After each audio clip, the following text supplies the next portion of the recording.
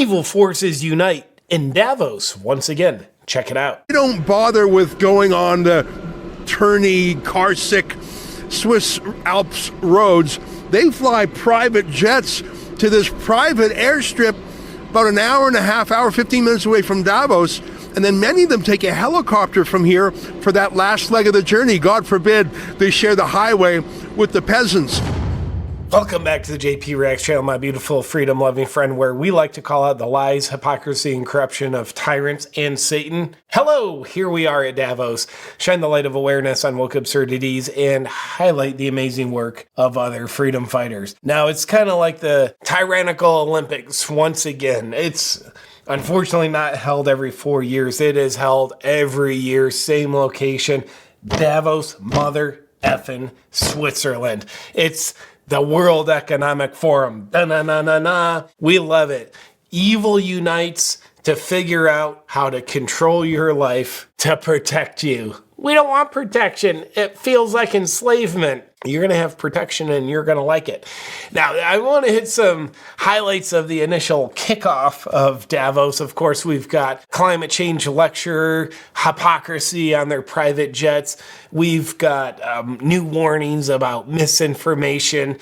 Twitter, that's a threat to democracy. You know what I mean? There's potentially satanic rituals you're going to see. And one of the hot topics of Davos right now is the elites freaking out about, what if Trump gets back in office? What are we going to do? And of course, all the high dollar sex workers in Davos are fully booked out. I wonder why. So let's get into it. We have to start off with a fresh dose of hypocrisy. It's the best way to start understanding what's going on in the World Economic Forum this year. And then many of them take a helicopter from here for that last leg of the journey. God forbid they share the highway with the peasants. There's planes coming and going literally every 10 minutes. I just heard the sound of a jet behind me. It's fascinating. One of the things about planes that I didn't know is that you can look up their number on the tail, search out the details, for example, what kind of aircraft it is. He's getting to a point, don't worry. And who owns it.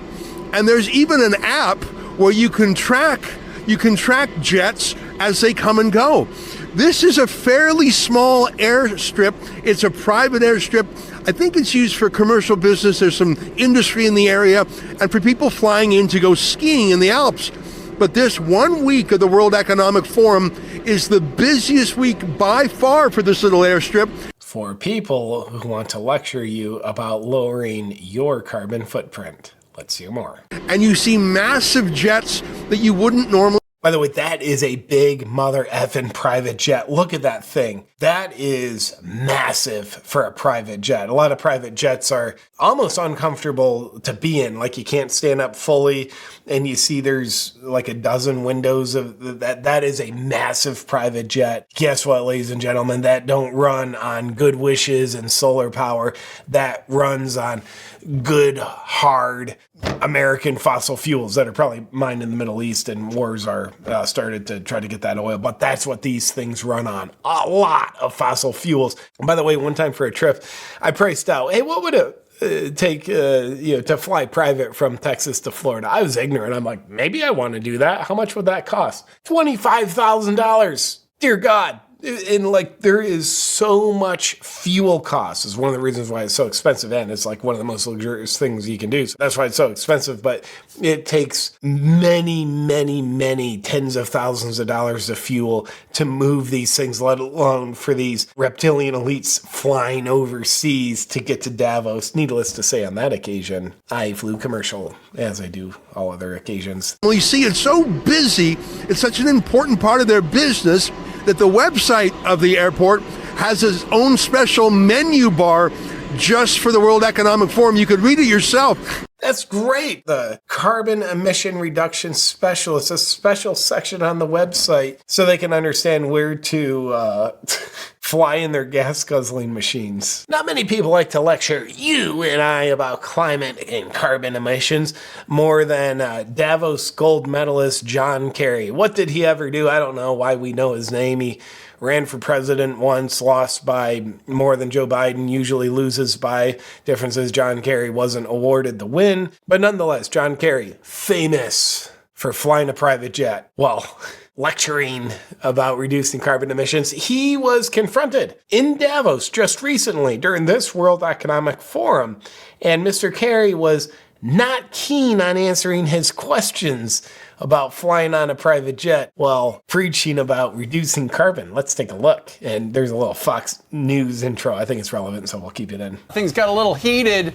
The big Davos environmental thing was over in Switzerland at Davos yesterday. And a reporter by the name of Avi Yemeni with Rebel News asked John Kerry a really good question, because to get all these dignitaries to Davos, it takes about 1,000 private planes. Dignitaries, are they? Here's the interlude that has heated things up. What's the carbon footprint of these events every single year that you come here? Do you think it's worth it? Peasants pay for your crimes? That's a stupid question. Nobody. Oh, it's a stupid question. You mean that's a question you don't want to answer? That's what a stupid question is. It's like if I was in third grade, the teacher says, like, what's 11 times 13? I was like, teacher, that is a stupid question. Why is that stupid? Well, I don't know the answer. So by definition, because I'm too stupid to answer that question, or I'm too stupidly dishonest to answer the question, then therefore that is a stupid question. That's a good question. Nobody ever suggested that. Don't make up stupid questions. Don't make up stupid questions. We just made up a slimy answer, you bastard. What do you mean? What is stupid about that? Peasants pay for your crimes. He says, what is the carbon footprint of all you guys that come over here every year for Davos? He goes by private jet. And then we don't want people asking inconvenient questions. That's one of the benefits of censorship and how it protects democracy. Coming this year at the World Economic Forum. Now, on Charlie Kirk's Twitter, he's the founder of Turning Point USA, an amazing organization that helps instill great morals, values, and American values in young people. I've had a chance to speak at several Turning Point USA events. So on Charlie Kirk's Twitter, he posted this video, we'll take a look at it in a second, and says, what in the fresh hell is this? Let's take a look. Wow, that looks like the symbolism of blood on her face. Now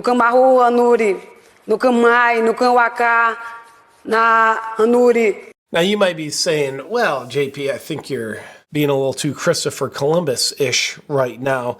That is clearly a Native American doing some kind of Native American thing. Well, to that I say maybe, but also maybe that's just kind of like a little misdirection they're going for. So they're like, hey, we need to do some kind of satanic thing. What can we shallowly disguise this in? Well, let's appropriate Native American culture for this one. Remember, one of the 4 agreements, never make assumptions. So I'm not going to make the assumption this is like a beautiful Native American ritual, though if it is, amazing. But also, like the World Economic Forum, it's not run by Native Americans. They don't have Native American values. And in fact, I would dare say the mother effing British tyrannical bastard imperialists who decimated the Native Americans. It almost seems like the World Economic Forum and their people and what they stand for, it's not anything Native American-like. It's more like the people that decimated the Native Americans is what they stand for. So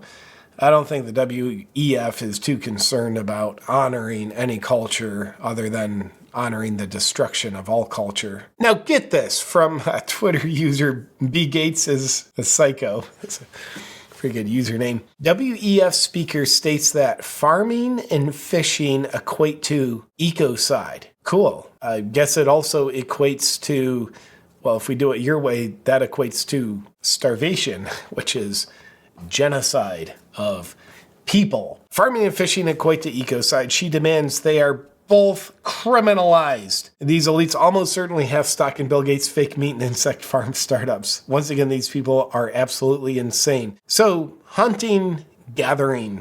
She's including farming in this. It's ecocide. It should be criminalized. What should be criminalized? Food should be criminalized. Food doesn't come from stores, ladies and gentlemen. It comes from farms. It comes from nature's to stores to you. So what she is saying is food that doesn't come from us should be criminalized. Well, where's the food from you come from? Well, how we do it's not criminal. I mean, ecocide as a word is becoming better known around Nope, you're the first one I've ever heard say this, you psycho. in the world, and the concept is generally mass damage and destruction of nature. But legally speaking, what our organisation and other collaborators aim to do is to have this recognised legally as a serious crime.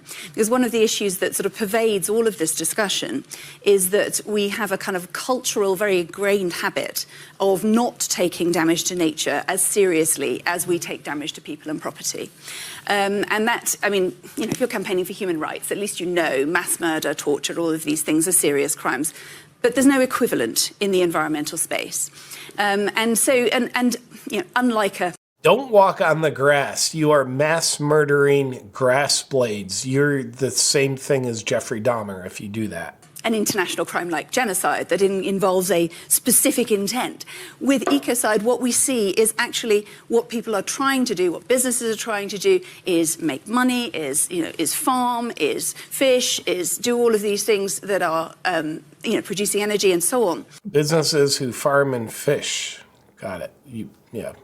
Bring food to people to keep them alive. Got it. Well, but what's missing is the awareness and the conscience around the side effects, around the collateral damage that happens with that. What's the collateral damage of starvation? Yeah, we've thought about that, and we're honestly fine with it. Hashtag depopulation, Davos 2024. Like, yeah, lady, like, you could say, like, don't burn down 10,000 acres of the Amazon to grow a bean sprout bush. You could say that. I'm on board with that.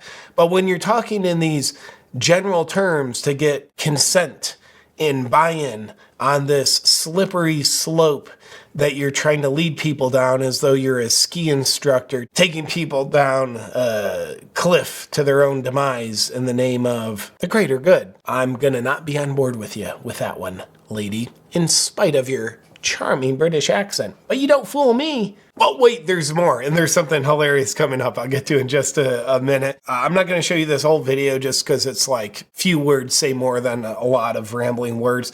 But here's the gist of it. People in Davos are freaking out about President Trump. But not all people, just the majority of people freaking out about the perspective of Trump getting back in office. Are we going to talk about how to prevent that? We're already doing our best.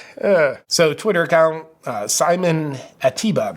Breaking. JP Morgan CEO Jamie Dimon tells CNBC people, these folks are broadcasting at Davos. It's like, yeah, what you say really matters more because you're there in a snowy background with reptilian blooded people all around. JP Morgan CEO Jamie Dimon tells CNBC people are voting for Trump because he was right about the economy, immigration, and China, says people should be a bit more respectful of MAGA people. They know what they are doing. Watch. Cool. And then, that's JP Morgan CEO saying like, guys, Trump was right. Like, we need to be more respectful. He's telling people that in Davos.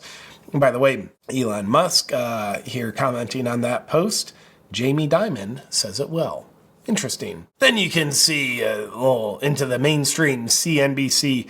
Trump's potential return to White House is a top conversation topic at Davos. Yeah, I bet it is. And you might ask, here at the 2024 Davos, can we get a new lecture on the dangers of misinformation and disinformation, please? While yes, you can. This was retweeted by Mr. Alex Jones himself back on Twitter, but they're freaking out about that too. He says they want the power to lie unchallenged. Musk stands in their way as it relates to Twitter and it being a relatively freedom of speech platform, something Davos doesn't like. Because what does freedom of speech do? Well, it gives people the right to speech, which means disinformation and misinformation can come out in the form of physical violence that's just not expressed physically. Let's take a look. Dear Klaus. Dear Klaus. His Holiness. Dear Klausness. Your Klausiness. Let me go back to the number one concern of the Global Risk Report. Disinformation and misinformation. Whoa, did she say the number one risk of the global risk report done by WEF? The number one risk. The number one risk in the globe is misinformation and disinformation. In a way, I actually agree with her. And I would say actually the propaganda that these people and their mainstream mother effing news organizations propagate is inherently the greatest risk. I would actually say the greatest risk is people outsourcing their perspective to their propaganda. They don't have the power, we do. If it wrecks the world, guess what? It's our fault because we, the people, have the power. If we outsource our perspectives to them, if we outsource our thinking to them, that's on us because remember, we have the power all along, not them. Tackling this has been our focus since the very beginning of my mandate. For a lady who's talking about like global risks, and then she ends her sentence with, since the beginning of my mandate. All right. Did your mandate show up on your global risk report? It didn't? How'd you miss that one? Because any mandate is a risk, okay? With our Digital Services Act, we defined the responsibilities of large internet platforms on the content they promote and propagate. Just to translate, they define the responsibilities of the internet platforms like Twitter. They define them. You might say, well, what gives them the authority to define what anybody has to do? Well, may I remind you, the World Economic Forum, they are unelected leaders here not just to govern you, but to govern the governments that govern you. They're unelected, so that's why they are the ones to do it. And they will, as long as you comply. And if you're a little bit of a I will not comply kind of guy like myself, then it doesn't matter what they do because there will be no compliance. Therefore, they will have no power over us because we simply don't surrender and outsource our power to them. We claim it. We the people kind of thing. Responsible to children and vulnerable groups targeted by hate speech. They were telling those kids to exercise. Get that wiped off there. Tell those kids how to suck a dick. They're in third grade after all. But also a responsibility to our societies as a whole. Because the boundary between online and offline is getting thinner and thinner. And the values we cherish offline should also be protected online. Yes, those values of communism and authoritarianship. We need those online values also.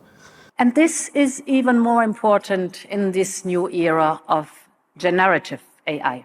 Now, the World Economic Forum Global Risk Report puts artificial intelligence as one of the top potential risks for the next decade. I do think there's a lot of risk with artificial intelligence. I probably interpret it different than them. They're probably like, hey, artificial intelligence might see through our lies, hypocrisy, and deception. How do we stop it from doing that? That is quite a risk. That is one of the top global risks, just right under misinformation and disinformation. What about open borders and people are starving and nuclear war? Are those global risks?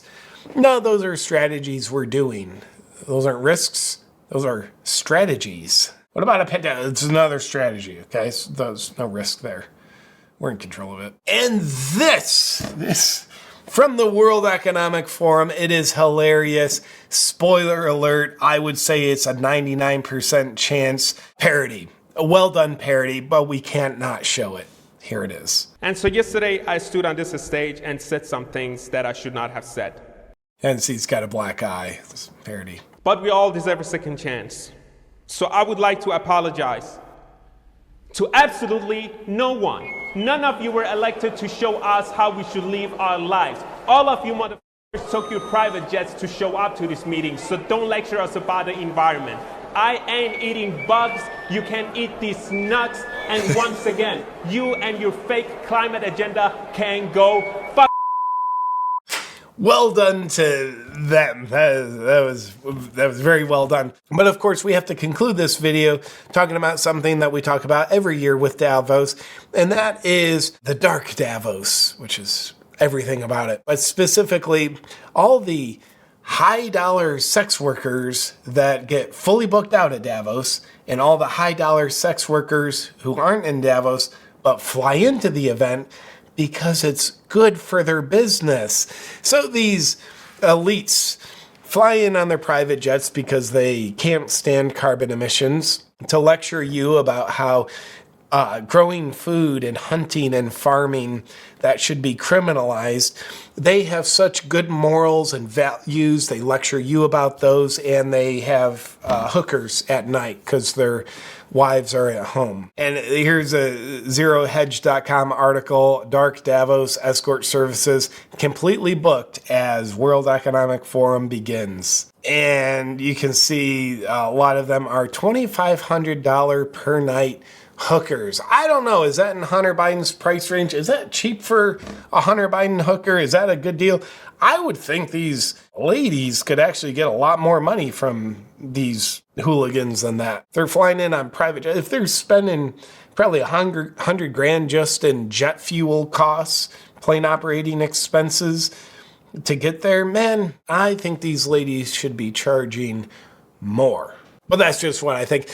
So that is the snapshot of the very beginning of the World Economic Forum meeting in Davos 2024. Boy, it is off to a rocking start. We're getting world records set already in all the tyrannical events and authoritarianism games. It is great. It's only going to get better. And I appreciate you checking in on the topic with me here. I'll look forward to seeing you in our next video. We will continue to monitor this situation here at headquarters, and we'll keep you informed. Look forward to seeing you on our next video, my friend. But first, I do have a special message for you. Fell off the roof again. I do not recommend rollerblading on the roof. No, don't call an ambulance. I don't have health insurance. I don't want to pay for this for decades to come. I just put my femur back myself.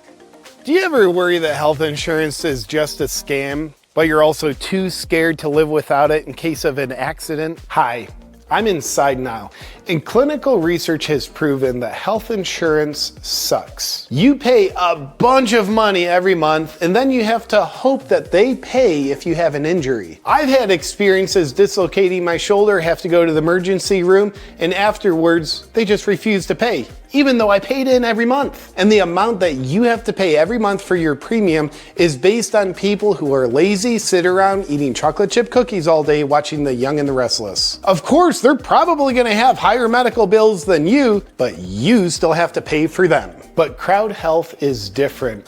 You don't have to pay a bunch of money based on a sick population, and you still get the coverage that you need. Here's a good part. Crowd Health is not an insurance company. It's a platform and a crowdfunding tool to help you efficiently manage your healthcare costs. We're a community of active people who take care of our bodies. Here's how it works. You pay not a large monthly fee, but a small monthly fee. And then if and when you have medical expenses, Crowd Health steps in and takes care of the bills. This means both your worries and high expenses are washed away. If you want to say goodbye to an old, outdated, expensive system that doesn't care about you, go to joincrowdhealth.com/JPReacts and become a member today.